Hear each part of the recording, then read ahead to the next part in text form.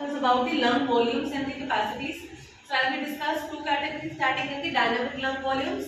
Static lung volumes and capacities mean not dependent on time, and the dynamic one means dependent upon the time. Very quickly, static lung volumes, you know the tidal volume, the volume of air you are taking in and out during the normal quiet respiration, which is approximately 500 ml. Then comes the inspiratory reserve volume, means above than the tidal volume. Inspiratory, अब tidal volume के बाद जो extra maximum inspiration ले रहे हो that will come under the inspiratory reserve volume. Expiratory reserve volume is entirely opposite of it. After the tidal expiration, whatever amount of volume of air you are breathing out, that comes in the expiratory reserve volume. Then comes the residual volume. I gave you some questions to submit it today. You all have completed this assignment. Good. So the residual volume means the volume of air that remains in the alveoli after maximal expiration. Even after ERB, there will be some amount of air that will remain in the alveoli, that is called as the residual volume. So now you have completed the assignment. Why the residual volume is important? Because it लिखा है नहीं लिखा अपने assignment में? I gave you this question, the importance of the residual volume. It keeps the alveoli open better, it prevents the collapse of the alveoli. That's why the residual volume is important. If during any condition there is increase in the residual volume, then what can happen?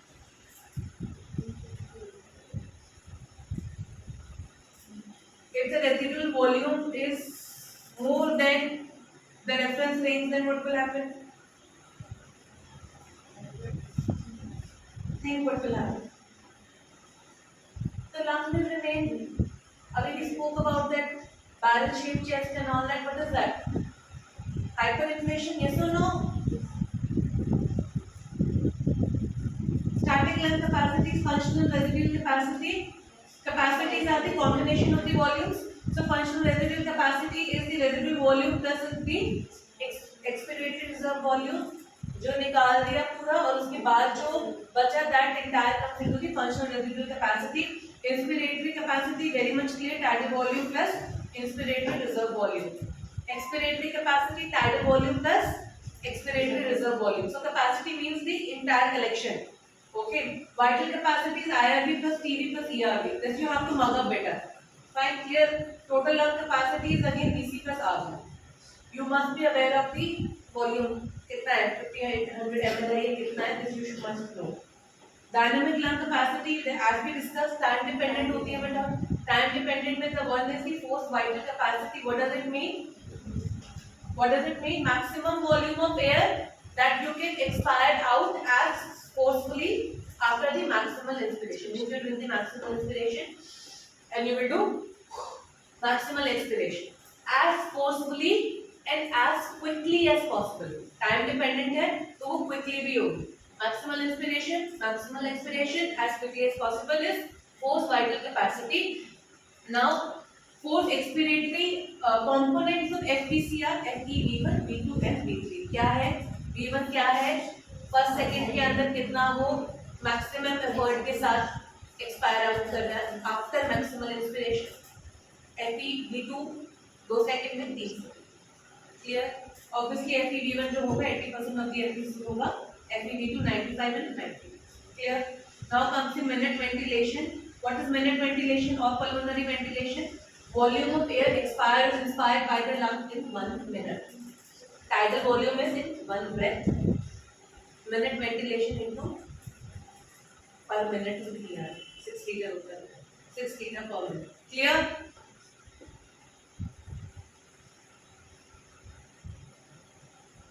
We will not go into the pulmonary blood circulation as of now.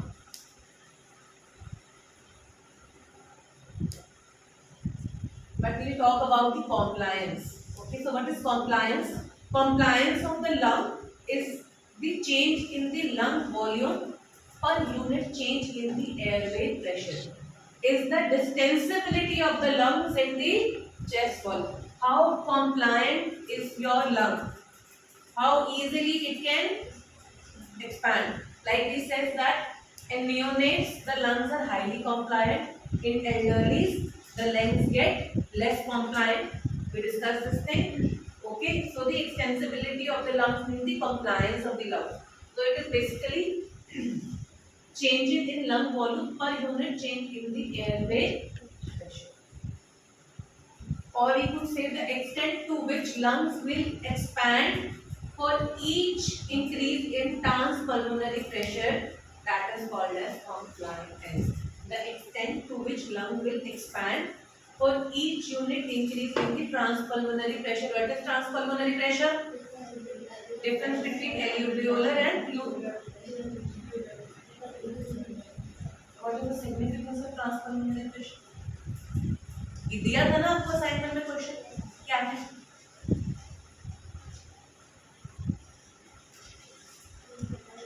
बताओ, assignment में submit कराया है? बताओ। एल्वेओलर और pleural pressure.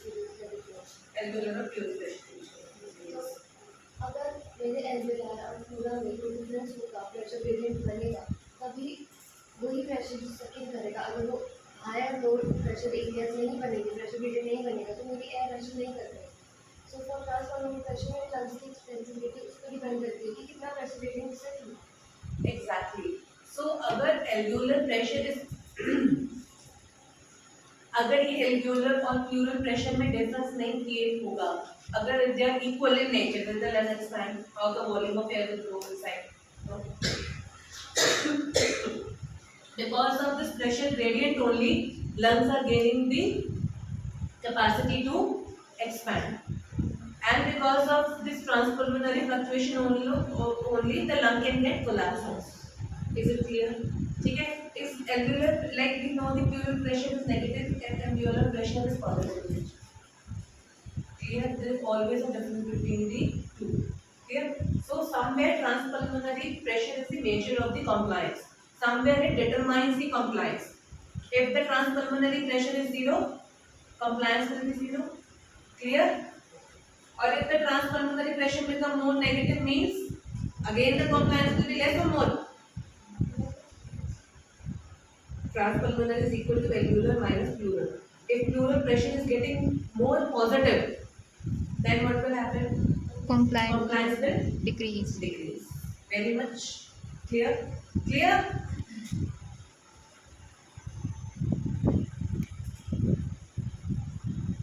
So when we talk about the compliance beta, like we discussed in the biomechanics of the thorax, one is the compliance of your lungs, which depends upon the transpulmonary pressure. Another thing is the compliance of the chest wall, that depends upon the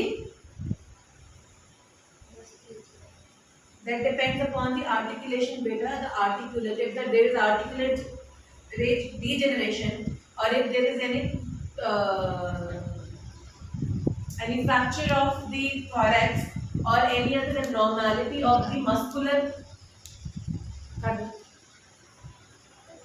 or if there is any abnormality of the musculature, like we discussed restrictive lung disease, if there is any restrictive pattern involving the muscles of the thoracic cage, that will also affect the compliance, right? So lung compliance and the thoracic wall compliance, both are important. Clearly? Okay.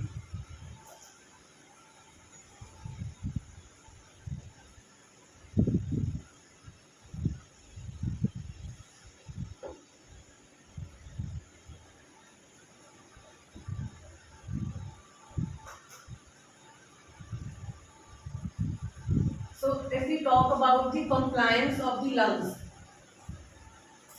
it is determined by the elastic forces of the lungs.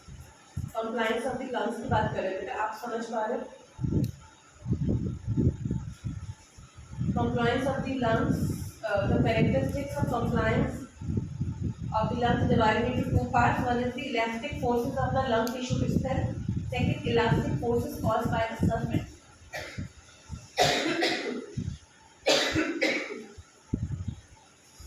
Elastic forces caused by the surface tension of the fluid that lines the inside wall of the alveoli and other lung air spaces. कोई explain कर सकता है? So we are not talking about the thoracic wall, we are talking about the compliance of the lung tissue. तो compliance of the lung tissue एक pressure gradient पे के basis पे होता है, we know this thing. But what are other structures? Somewhere it is the elastic recoiling property. Yes, so the elastic property is important. अगर elastic property lung की जब बात कर रहे हैं, it expands and it recoils, expiration, right? So if that elasticity is not there, then automatically the compliance also gets affected. A collapsed lung where there is damage to the lung tissues, will that segment will be able to have the compliance more. Clear? So one, it depends upon the elastic forces of the lung. Second, it depends upon the surface tension of the fluid that lines the inside walls of the alveoli and other lung air spaces.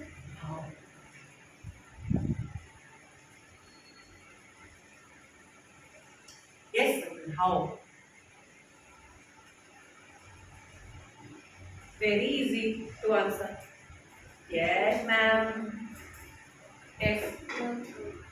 Respiratory tract or any other system in the body. We have a fluid, either uterine fluid है, pericardial fluid है, or vitamin. Any kind of fluid we have is supposed to have a tendency which is surface tension. ठीक है, तो अगर हमारे alveoli में देखें, alveoli में टाइप के cells है, तो वहाँ पे भी एक लाइनिंग है, ऐसी उसके नीचे जो फ्लूइड वॉल है, उसके वहाँ भी लाइनिंग है, जहाँ पे फ्लूइड नीचे फ्लूइड है.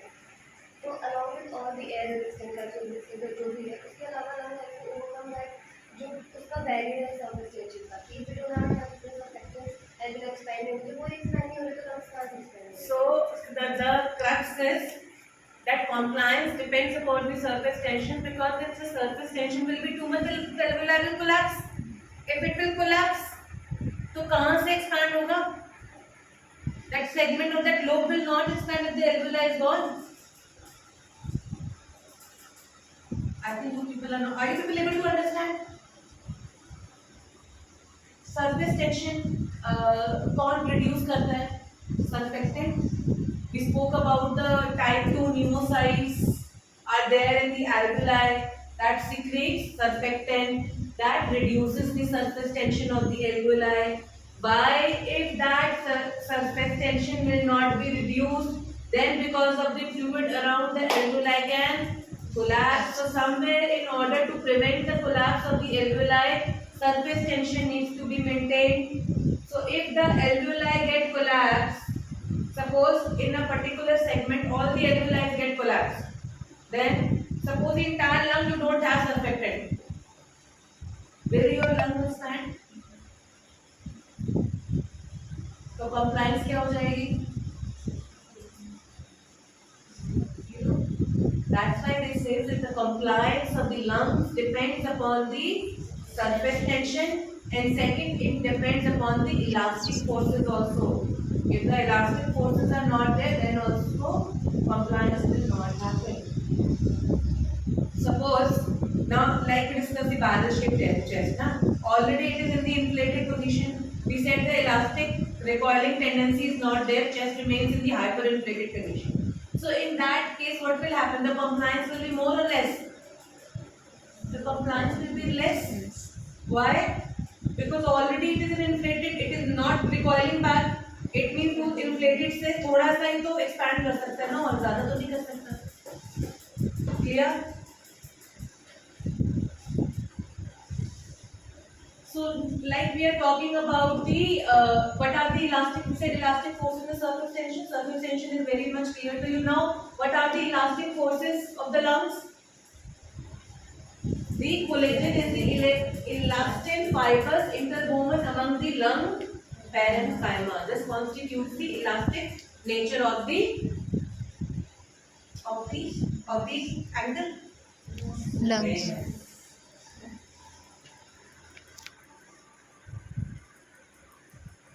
So if we talk about the deflated lung, this much is clear now, but it is very important for you to understand the compliance. Okay, there will be a question on the compliance.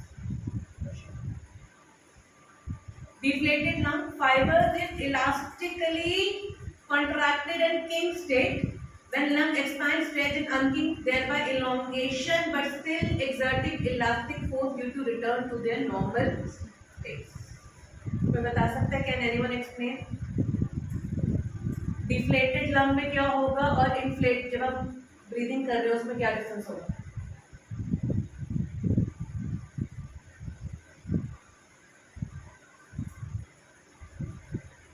So very basic.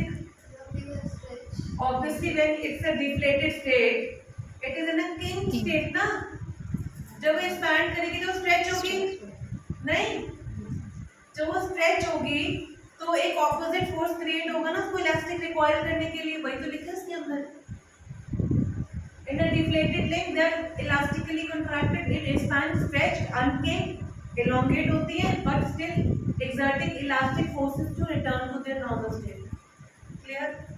Fine. Now, elastic force is caused by the surface tension of the fluid that lines the side walls of the alveoli and other lung air space. Elastic force is caused by surface tension is much more complex in nature. Surface tension accounts for about 2/3 of the total elastic forces in the normal lungs. Compare compliance of the lungs when filled with air-filled and the saline-filled. Air-filled interface between alveolar lining fluid and air in the alveolar. Saline-filled, no air fluid, has no surface tension effect present between. Someone can explain this thing? It's again very simple.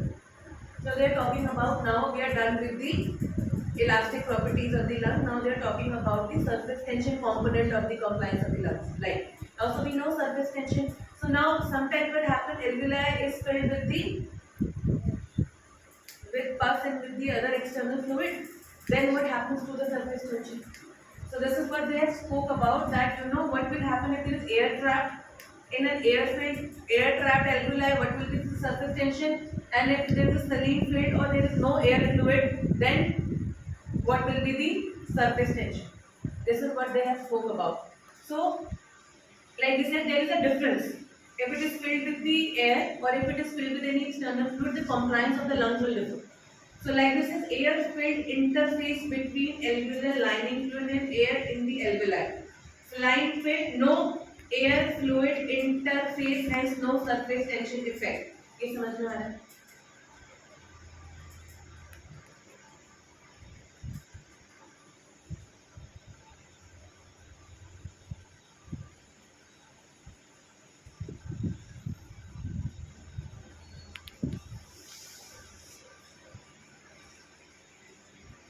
I really want you people, it is, everything is mentioned there.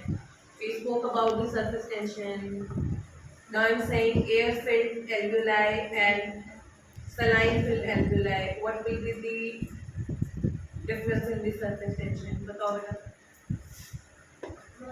Property जो है liquid की वो change होती है with with the phase L with the impurity added. अगर हम कोई impurity water में ऐड कर देते हैं तो क्वांटिटी केमिस्ट्री की स्टडी वेपर प्रेशर और उसकी डेंसिटी चीज़ें चेंज होती है. तो एज सोन एज की जैसे हमने सलाइन की बात करी तो वैसे एज सलाइन जो एडेड इम्प्योरिटी है लेवल जो पानी के बीच का जो स्पेस है उसको रिक्वायर करके उसके बॉन्ड को ब्रेकेज करके सर्फेस टेंशन को लोअर करते हैं, मतलब खत्म कर देगा. There is no surface tension वहाँ पे. और जब we have air and water interface, that is the interface we required for surface tension to act. Yes, you required an interface for the surface tension to act.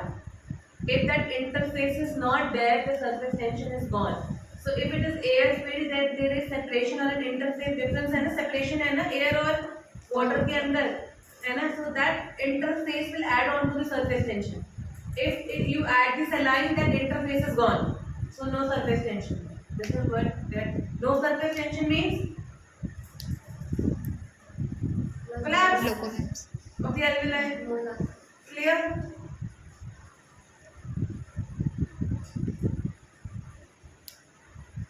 Read this.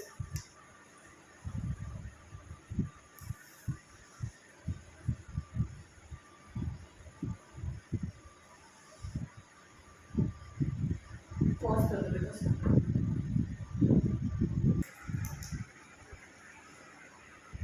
So this much is clear बेटा. ठीक है? Elastic tissue forces causing the collapse of the air represent 1/3, and the surface tension part that contribute to the compliance constitute the 2/3 part. Okay, then who will explain the first 3 lines of the slide? बताओ बेटा.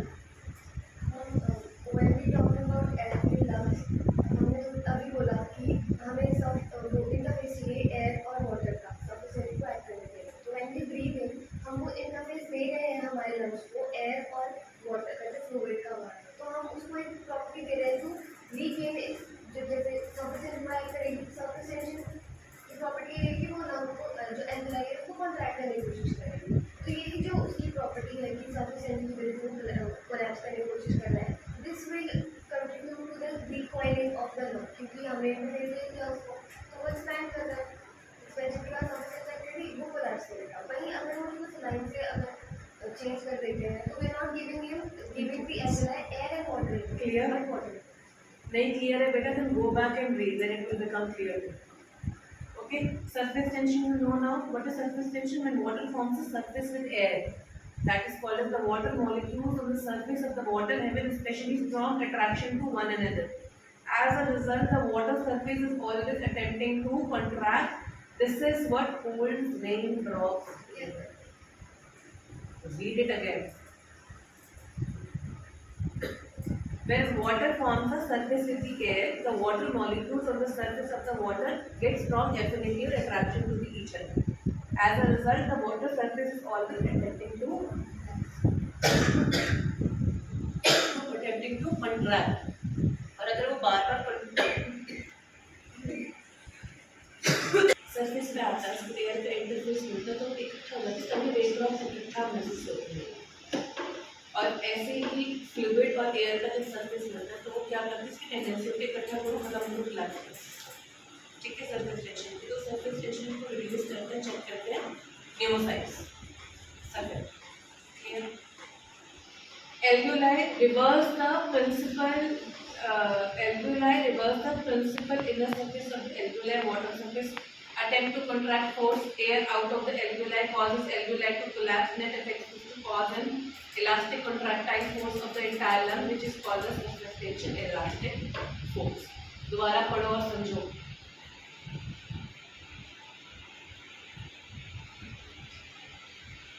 मुझे ऐसा लग रहा है इनके बिल्कुल ऊपर से जा रहा है, पहले थोड़ा समझना पड़ेगा।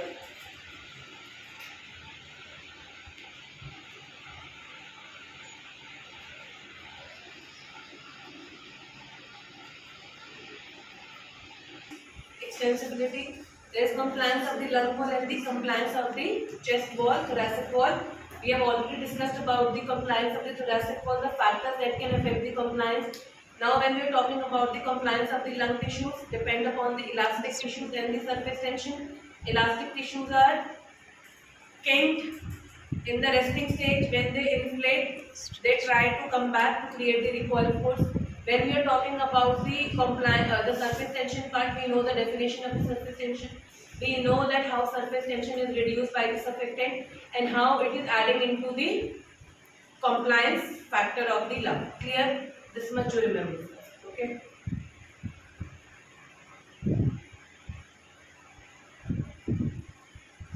Factors affecting combined compliance means factors affecting the complete compliance means thoracic wall and lungs both. Fine. Okay. So there is this curve also where they spoke about the compliance curve.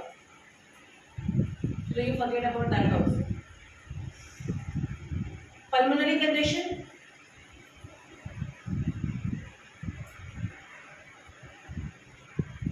In what condition forget about the graph, compliance is reduced and compliance is increased. So in what conditions compliance will decrease? जब fluid ज़्यादा आ जाएगा, है ना, pulmonary condition होगा, pulmonary oedema होगा, interstitial pulmonary fibrosis means elastic tissues जो है लंग पैरेन्काइमा इन्वॉल्व होता है। In your lung parenchyma are the elastic, बेटा अभी बताया था elastic properties. Elastic tissues lung के कहाँ होते हैं? पैरेन्काइमा में तो होते हैं।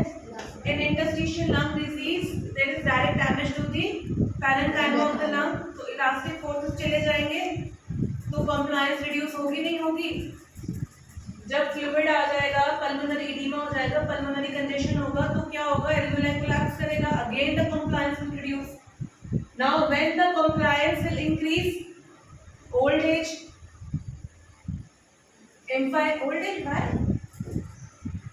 ये पहले भी मुझे लगा उसको दिक्कत है, पहले भी जब भी फ्राई कर रहे थे। Forget about the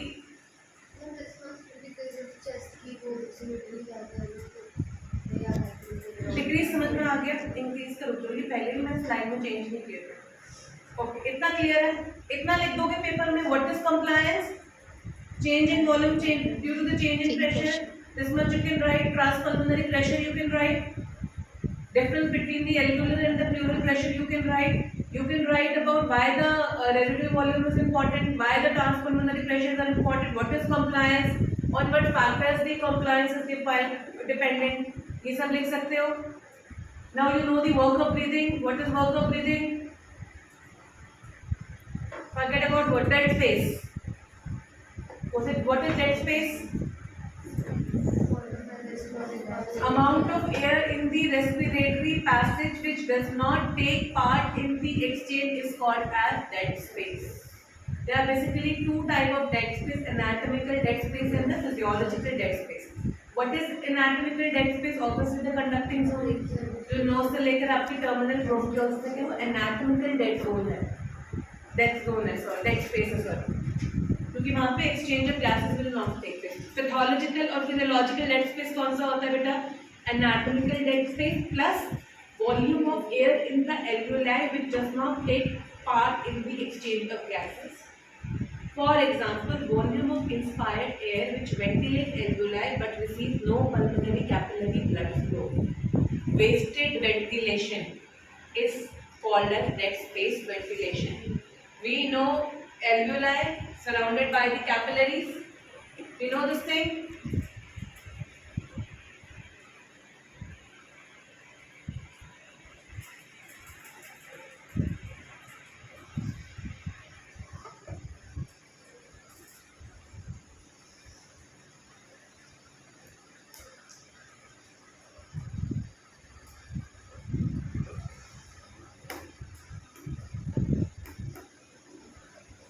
We know this thing बेटा.